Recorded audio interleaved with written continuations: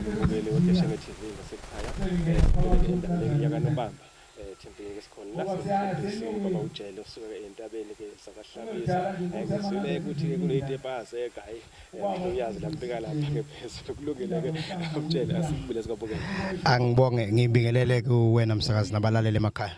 kuyintokozo ukuthi ke sibe nawe njengamanje usuka le kwahlabisa kuvakashe uLundi ubonyazi lezulu osithale usibeke ngohambo lakho. Umuntu akathathe lethuba bingelele emakhaya siphakathi kwalomuzi ke wase okwaNobamba namhlanje ngenxa yensizwa esiphethe esididiyela esigcaweni sakithi elinda namaphethela umshumayelo udumisa ongokuzalwa lapha eMphola kwaNongoma kodwa ongokusebenza uShembe wamtshale wesivili.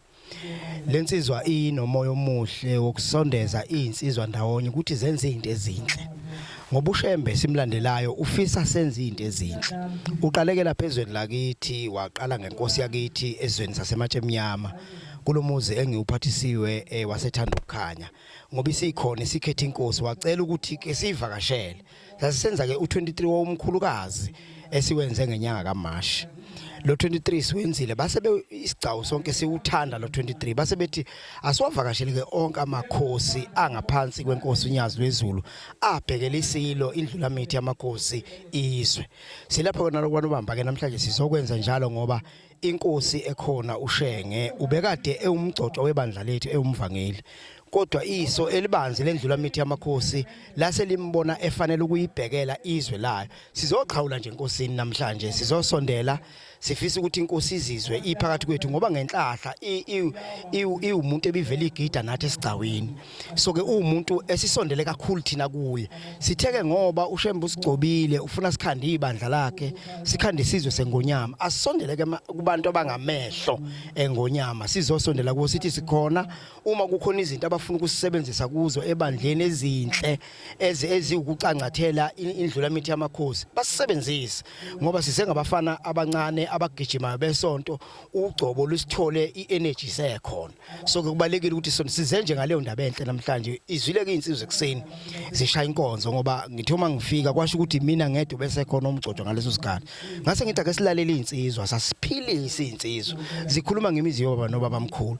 Uyabona nje umuntu ola ongayigqokile ingubo emhlophe namhlanje uzwe enye into ukuthi kanti uShembe oUnyazi lwezulu uqaqa amafindo ngokuthi kube nezinsizwa ezizokhuluma ngeindaba ezenzeke emasweni akubo. Sizele nje ngayindaba emnandi kaShembe namhlanje ukuze sikwazi ukuthi iso lesilo lazi nalo ukuthi liphakathi kwabantu abamthandayo uShembe.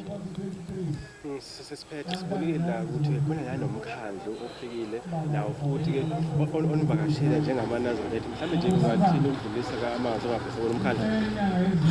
Umkhandlu wenkosi khona into engiyibonile kuwo enhle. Uma umuntu ebekiwe phambi kwenu wanikwa igama elithize ukuthi usemkhulu awubusabheka ukuthi ufaka umbalo yelo noma umfaka umhlophe noma ufaka uhlaza noma onjani usondela kuye wena ngokuthi useyisiyiso lesilo indlula mithi yamakhosi.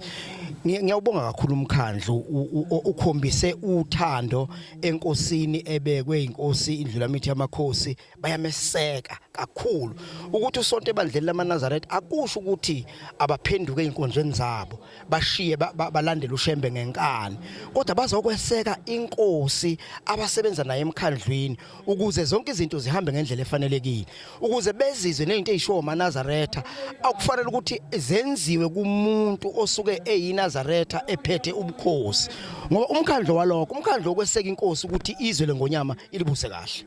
Yeah.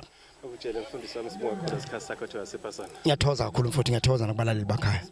Amen. Sinikaze ukuthi indlebe yakho nami ubulesekhaya.